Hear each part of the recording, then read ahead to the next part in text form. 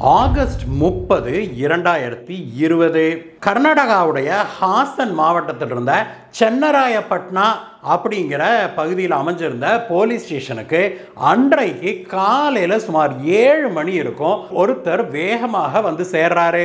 அவர் அந்த ஊருக்கு பக்கத்தில் இருந்த அல்கோண்டனஹள்ளி அப்படிங்கிற ஒரு கிராமத்தை சேர்ந்த பால்காரர். அவர் வந்து போலீஸ் ஸ்டேஷனுக்கு மிக பதட்டமாக வந்து சேர்றாரு. வந்து சேர்ந்த உடனே, சார் எங்க கிராமத்துல ஒரு வீட்டுல 2 பேரை கொண்டு போட்டிருக்கிறாங்க சார், நீங்க உடனடியாக வந்து பாருங்க சார் அப்படின்னு சொல்லி அவர் சொல்லவே உடனடியாக போலீசாரும் கிளம்பி அல்கோண்டனஹள்ளி ஊருக்கு பறந்து போறாங்க. அங்க போய் இந்த பால்காரர் சொன்ன வீட்டுக்கு போய் பார்க்கறாங்க. அங்க வீட்டுக்கு போனா அது வந்து ஒரு பெரிய தோட்டத்துக்குள்ள அமைஞ்சிருந்த ஒரு பெரிய பங்களா. அந்த பங்களாவுடைய கேட்டை தாண்டி உள்ள போனா அந்த போர்டிகோ முதற்கொண்டு மெயின் டோர் முதற்கொண்டு எல்லாமே கிரில் டோர் போடப்பட்டிருக்கிறத போலீசார் பார்க்கறாங்க.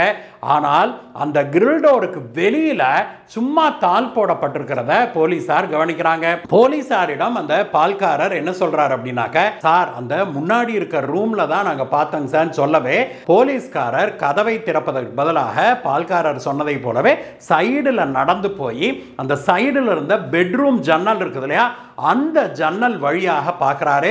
உள்ளுக்குள்ள ஒரு 65-70 வயது மதிக்கத்தக்க ஒரு பெண்மணி ஒருத்தர் கொலை செய்யப்பட்டு கிடக்கிறத பார்க்கறாங்க. உடனடியாக போலீசார் வீட்டுடைய மெயின் கேட்டை திறந்துக்கிட்டு உள்ள போறாங்க. மெயின் கேட்டை திறந்துட்டு உள்ள போன உடனேயே போலீசாருக்கு அடுத்த அதிர்ச்சி காத்திருந்தது. உள்ள ஹால்லையே சோஃபால கை கால்கள் கட்டப்பட்ட நிலையில, வாயில பிளாஸ்டரி ஒட்டப்பட்ட நிலையில ஒரு 75-80 வயது மதிக்கத்தக்க ஒரு முதியவர் இறந்து கிடக்கிறத பார்க்கறாங்க. சோஃபால அவர் பாதி உட்கார்ந்த நிலையில, பாதி கீழே சாய்ந்த நிலையில அவர் இறந்து கிடக்கிறத பார்க்கறாங்க. உடனடியாக போலீசார் அந்த பகுதி முழுவதையுமே தங்களுடைய கண்ட்ரோல்ல கொண்டு வராங்க. அதற்கு பிறகு போலீசார் வீட்டை கவனமாக ஆய்வு செய்ய தொடங்குறாங்க. வீட்டுக்குள்ள இருக்கிற அந்த பெட்ரூம் இருந்ததுல அந்த அறைக்குள்ளும் அதற்கு பக்கத்தில் இருந்த இன்னொரு அறைக்கும் போலீசார் போய் பார்த்தபோது வீடு முழுவதும் சாமானங்கள் இறைந்து கிடக்கிறத போலீசார் பார்க்கறாங்க. 2 பெட்ரூம்ல இருந்த பீரோக்கள் எல்லாம் திறந்து கிடந்தன. உள்ளுக்குள்ள இருக்கிற Dress, உள்ராவு அப்படின்னு எல்லாமே திறந்து கிடக்குது. சாமானங்கள் எல்லாம் அலங்கோலமாக பரப்பி கிடக்கிறத போலீசார் கவனிக்கிறாங்க. யாரோ வீட்டுக்கு திருட வந்தவங்க தான் இவங்க 2 பேர்த்தையும் கொன்னுட்டாங்க அப்படின்னு போலீசார் முடிவுக்கு வர்றாங்க. போலீசார் அந்த பால்காரர்கிட்டையும் அக்கம் பக்கத்து வீட்டுக்காரங்கிட்டையும் இவங்க யாரு என்ன ஏதுன்னு டீடைல்ஸை விசாரிக்க ஆரம்பிக்கிறாங்க. அப்பொழுது அங்க இருந்தவங்க என்ன சொல்றாங்க அப்படின்னாக்க, சார் இது வந்து முரளிதர் சாருங்க சார், அது வந்து அவங்களுடைய மனைவியான உமாதேவி, 2 பேர்த்துக்கும் குழந்தைங்கள்லாம் இல்லைங்க சார், ஆனா பெரிய பணக்காரங்க.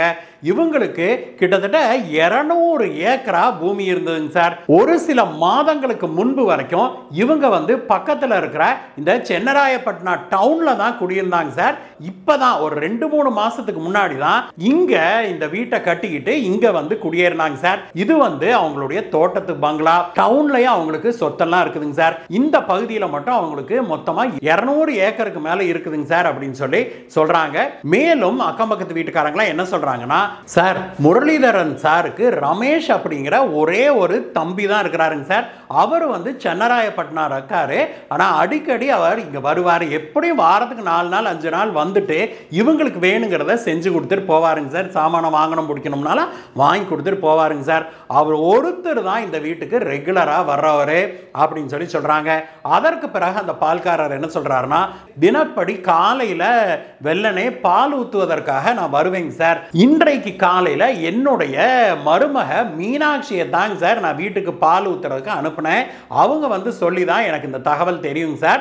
அப்புறம் தான் நான் வந்து உங்ககிட்ட சொன்னேன் அப்படின்னு சொல்றாங்க. மீனாட்சியை கூப்பிட்டு போலீசார் விசாரித்த போது மீனாட்சி என்ன சொல்றாங்கன்னா, சார் காலையில பாலை கொண்டுகிட்டு நான் தான் வீட்டுக்கு போனேங்க சார்.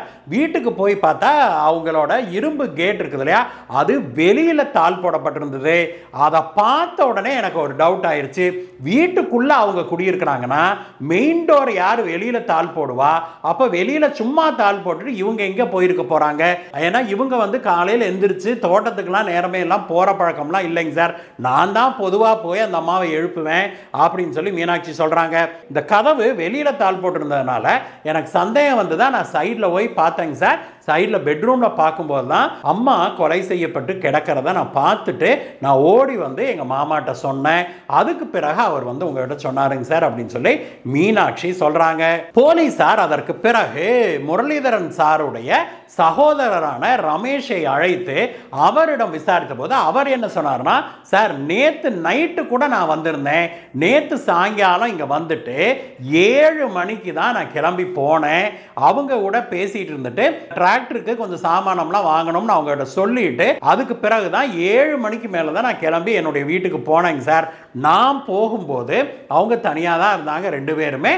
நான் கிளம்பின பிறகு அவங்க உள்ள தாள் போடுறத நான் பார்த்தேங்க சார் அப்படின்னு சொல்லி ரமேஷ் சொல்றாரு. போலீசார் ஃபாரன்சிக் டீமை வரவழைச்சு இந்த கைரேகைகள் அது இதெல்லாம் எடுக்கிறாங்க. ஆனா போலீசாரால இந்த கொள்ளை சம்பவத்தை யார் செய்திருப்பாங்க அப்படிங்கிறத கண்டுபிடிக்கவே முடியவில்லை. போலீசார் உடனடியாக 4 தனிக்குழுக்களை அமைத்து போலீசார் தேட ஆரம்பிக்கிறாங்க. முதல் வேலையாக போலீசார் இறந்து கிடந்தாங்க இல்லையா முரளிதரும் அவருடைய மனைவியும், அவங்களுடைய செல்போன்களை தேடி எடுக்கிறாங்க. அந்த செல்போன்களை எடுத்து பார்த்தபோது இந்த முரளிதரன் அவர்களுடைய போன்ல ஒரு SMS ஒன்று இருக்கிறத பார்க்குறாங்க. அது என்ன அப்படின்னா, அன்றைக்கு விடியற் காலையில் யாரோ ஒருத்தர் சென்னராயப்பட்டினால இவருடைய அக்கௌண்ட்ல இருந்து ஒரு 33,500 ரூபா பணத்தை எடுத்திருக்கிறாங்க அப்படிங்கிற மெசேஜ் வந்ததை பார்க்குறாங்க. நேற்று இரவே முரளிதரனையும் அவருடைய மனைவியும் கொண்டிருக்கிறாங்கன்னா இன்றைக்கு காலையில் சென்னராயப்பட்டினால யார் வந்து பணத்தை எடுத்திருப்பா அப்படின்னு போலீசார் யோசிக்கிறாங்க. முதல் சந்தேகம் அவங்களுக்கு வர்றதே அவருடைய சகோதரர் ரமேஷ் மேலதான். ரமேஷை கூப்பிட்டு மறுபடியும் என்ன ஏது அப்படின்னு விசாரித்த போது ரமேஷ் வந்து மேலும் சில தகவல்களை சொல்றாரு. அவர் என்ன சொல்றாருன்னா, சார் அண்ணனுக்கும் அன்னைக்கும் குழந்தைங்கள்லாம் இல்லைங்க சார், 200 ஏக்கராக்கு மேல அவங்களுக்கு பூமி இருந்தது. இந்த கோவிடுக்கு கொஞ்ச நாளைக்கு முன்னாடி தான் ஒரு 96 ஏக்கராவை வித்தாங்க சார். அதை வித்த பிறகுதான் அவங்க தோட்டத்தில் நாங்க போய் குடியேறோம்னு சொல்லி இங்க வீடு கட்டிட்டு வந்து குடியேறினாங்க சார் அப்படிங்கிறாங்க. சரி, 96 ஏக்கரா வித்திருக்கிறாங்கன்னா எவ்வளவுக்கு வித்தாங்க, என்ன ஏது, அந்த பணம் என்னாச்சு அப்படின்னு போலீசார் கேட்டபோது, சார் 14 கோடிக்கு வித்தாங்க சார். அந்த பணத்தை எங்க அண்ணன் டெபாசிட் பண்றேன்னு சொன்னாருங்க சார். ஆனா எங்க பண்ணாரு என்ன ஏதுன்னா எனக்கு தெரியலைங்க சார். நான் அதை பற்றிய தகவல்களை அதுக்கு மேல நான் கேட்டுக்கலைங்க சார் அப்படின்னு சொல்லி சொல்றாரு அவரு. போலீசாருக்கு இந்த முரளிதரனுடைய சகோதரர் மீது தான் இன்னுமே சந்தேகம். ஏன்னா இந்த ப்ராப்பர்ட்டி அவர்களுக்கே குழந்தை இல்லையா, அதனால அவங்க 2 பேரும் இறந்துட்டாங்கன்னா அந்த சொத்து முழுக்க ரமேஷுக்கு தான் போய் சேரும் அப்படிங்கிறதுனால இவர் தான் ஏதாவது சதிவேலை செய்து கொலை செய்துவிட்டு இது கொள்ளை சம்பவம் போல செட்டப் பண்ணிட்டாரோ அப்படிங்கிற சந்தேகத்தில் ரமேஷை கூட்டிட்டு போய் போலீசார் தீவிரமாக விசாரிக்க ஆரம்பிக்கிறாங்க. அதே சமயத்தில் இந்த பேங்க் அக்கவுண்ட்ல இருந்து பணம் எடுத்திருந்தது இல்லையா, அந்த தகவலை போலீசார் எடுத்த போது அது வந்து சென்னராயப்பட்டினால யாரோ ஒருத்தர் அந்த முரளிதரன் சாருடைய ஏடிஎம் கார்டை பயன்படுத்தி பணத்தை காலையில் எடுத்திருக்கிறாங்க அப்படிங்கிற தெரிய வரவே போலீசார் உடனடியாக சென்னராயப்பட்டினாவுக்கு விரைந்து போறாங்க. அங்க போய் அந்த ஏடிஎம்க்கு போய் அங்க சிசிடிவி இருக்கும் இல்லையா, எப்படி இருந்தாலும் ஏடிஎம்ல அப்படின்னு அங்க போய் ஏடிஎம்ல இருக்கிற சிசிடிவியை ஆராயலான்னு போய் பார்த்தா அங்க வச்சிருந்த சிசிடிவி வேலை செய்யல அப்படிங்கிற தகவல் தெரிஞ்சு போலீசார் ரொம்பவுமே மனசுட்டுறாங்க. ஆனா அதுல போலீசார் மனம் தளரவில்லை. மாறாக அந்த ஏடிஎம்க்கு போற வழி வர்ற வழியில எல்லாம் சிசிடிவி எங்கெல்லாம் இருக்குதோ அதை எல்லாம் எடுத்து அந்த ரெக்கார்டிங் பூரா எடுத்து ஆய்வு செய்ய ஆரம்பிக்கிறாங்க. அப்படி அவங்க ஆய்வு செய்த போது அந்த குறிப்பிட்ட நேரத்தில் ஒரு இளைஞன் அந்த ஏடிஎம் பூத்துக்கு போயிட்டு வர்றது தெரியுது. அதனால அது யாரு அப்படின்னு சொல்லி தேட ஆரம்பிக்கிறாங்க. ஆனா போலீசாரால அவன் யாரு அப்படிங்கிற அடையாளத்தை கண்டுபிடிக்க முடியல. அதனால போலீசார் என்ன பண்றாங்க, அவன் ஏடிஎம்க்கு போகும்போதும் வரும்போதும் அதற்கு முன்பு என்ன செய்திருப்பான் அப்படிங்கிறதுக்காக எந்த வழியா வந்தான் எந்த வழியா போனாங்கிற சிசிடிவி ரெக்கார்டிங் அங்கங்க இருக்கும் இல்லையா, அந்த ரெக்கார்டிங்கை ஆய்வு செய்த போதுதான் போலீசாருக்கு அந்த விஷயம் கண்ணில் பட்டது. அது என்னன்னா, இவன் காசு எடுத்தான் இல்லையா ஏடிஎம்ல இருந்து காசு எடுத்துட்டு அப்படியே பொடிநடையா நடந்து போய் பக்கத்தில் இருந்த ஒரு சாராய கடைக்கு, ஒரு மதுபான கடைக்கு இவன் போறது தெரியுது. அங்க மதுபானம் வாங்கிட்டு இவன் வெளியில போறதும் தெரியுது. அதற்கு பிறகு அவன் அல்கோண்டனஹள்ளி, அதாவது பாலமுரளிதர் கொல்லப்பட்டு கிடந்தார் இல்லையா, அந்த கிராமத்துக்கு அவன் போறது தெரியுது. அவன் யாருன்னு போலீசார் விசாரித்த போது அவனுடைய பெயர் யோகானந்தா அப்படின்னு தெரிய வருது. இந்த விசாரணை நடந்து கொண்டிருக்கும் போதே பேரலாக போலீசாருக்கு இன்னொரு தகவல் வருது.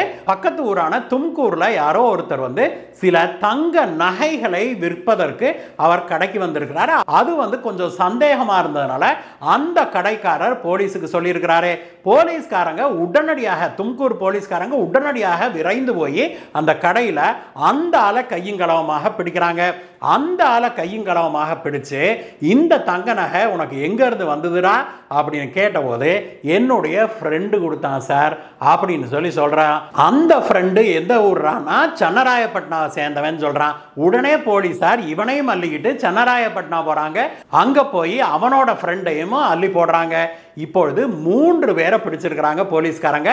அந்த 3 பேரையும் உள்ள வச்சு, இந்த நகை யாருது, முரளிதரன் சாருடைய ஏடிஎம் கார்டு உங்க கையில் எப்படிடா வந்தது அப்படின்னு ஒவ்வொருத்தனையும் தனித்தனியாக வச்சு டின்னு கட்ட ஆரம்பிக்கிறாங்க.